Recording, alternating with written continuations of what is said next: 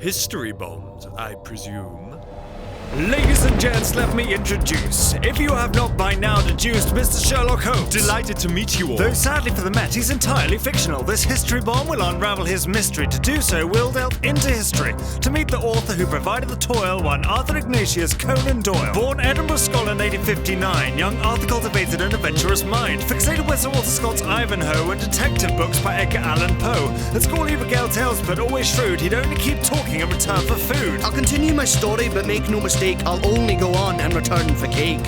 After school, Arthur trained as a doctor at the University of Edinburgh, where he encountered a brilliant professor with an extraordinary style of diagnosis. Dr. Bell? Ah yes, very well. Come in, let's see what we can tell. Your accent's Edinburgh, but quite refined, educated, dependable, the eldest of 9. Like scars on your fingers, cuts from paper, a passion for reading, fiction I'd wager. Your expression reveals these facts to be loyal, meaning I'm talking to Arthur Doyle. Joseph Bell's manner of diagnosis fascinated Arthur and would later provide the inspiration for Sherlock Holmes. After graduating from Edinburgh, Conan Doyle's thirst for adventure saw him visit the Arctic and Africa as a ship surgeon, before setting up his own practice in the equally exotic setting of Portsmouth. Good morning, Portsmouth. Here we go. Young Innes, any patience today? No! As I thought. Well, not to worry. I might as well write some short stories. Now, what if Joseph Bell was a detective? His deductive method would be most effective. He needs a strong name to set the tone. Sherringford.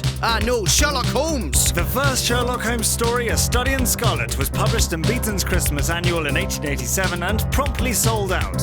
Victorian Britain was immediately intrigued by this beguiling detective, seen through the eyes of his indispensable friend and colleague, Dr. John Watson. Holmes. We have a letter. We? Well, you're doing nothing better. A curious case, apparent suicide, but there may be more than meets the eye. Surely this is police jurisdiction. Police, come. We're off to Brixton. Conan Doyle was soon attracting greater attention from the literary world and was commissioned by an American publisher, Joseph Marshall Stoddart, to write a second Sherlock Holmes novel. At a meeting in London, Conan Doyle was interviewed alongside another promising young British writer. Hey Arthur, get in here. I love his style. Have you two met Arthur? Oscar Wilde. Now I want you both to write a novel for me. 40,000 words, £100. See, now Arthur, your new guy, Sherlock Holmes. Good, stick to him. Let's see where he goes. And any ideas you'd like to convey? The picture of Dorian Gray. Sure! This second Sherlock Holmes novel, The Sign of Four, was a highly curious tale featuring some rather peculiar characters. Well, he certainly did. Something stopped his heart. Poison from this exotic dart, and yet if that wasn't strange enough, round marks on the floor have been recently scuffed. Round marks and darts? What strange people. Clearly a one-legged man and a dwarf who is evil. Clearly. Following a brief spell in Vienna to train as an eye specialist, Conan Doyle returned to England and submitted 2 short Sherlock stories to the Strand magazine.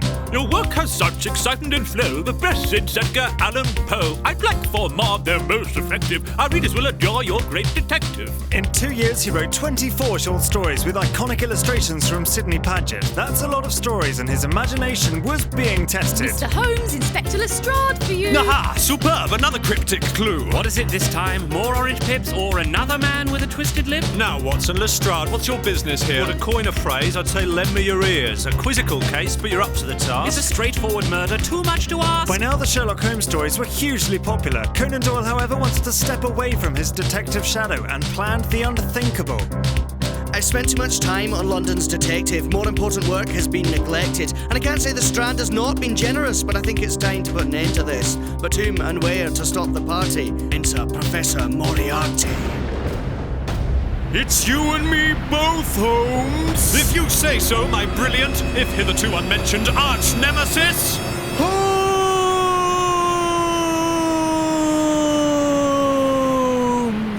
Okay. Sherlock's death was met with public outcry. City workers wore black armbands and the Prince of Wales was said to be most upset. Over the next few years, Conan Doyle pioneered skiing in Switzerland, played golf in Egypt with Horatio Kitchener, volunteered as a doctor in the Boer War and was knighted for writing about the conflict. In 1901, due to overwhelming public demand and on receiving vast sums of money, Conan Doyle brought Sherlock miraculously back to life. I'd like to speak with a Dr. Watson. Make an appointment. Thank you, Mrs. Hudson. Haha, it is I! Turns out I'm fine! Holmes, where have you been all this time? I've done a bit of travelling since Reichenbach Falls. It's a long story and at times unbelievable. From Sherlock to skiing, a life of adventure, going further than most dared to venture. Always one to challenge convention. In later life, fairies took up his attention.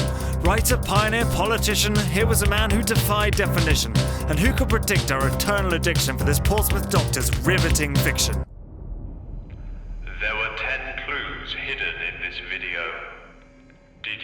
solve the case? Visit Portsmouth to delve deeper.